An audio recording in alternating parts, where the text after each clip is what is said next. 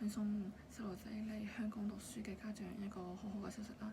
咁今年26到27學年呢，香港八大招收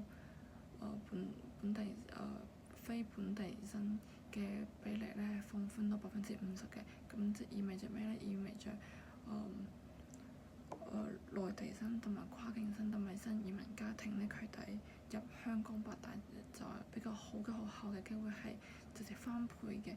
咁所以係今年係個好好嘅年份啦。咁無論係高考上升港本，就係副學士升上升學士都係比較競爭比較溫和嘅。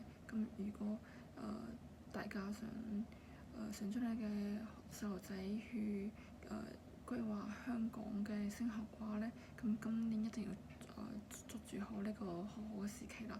咁想知道你哋細路仔分數係可以上到邊度港校嘅，咁評論區私信關注我哋啦，我哋會發個評估表俾你哋。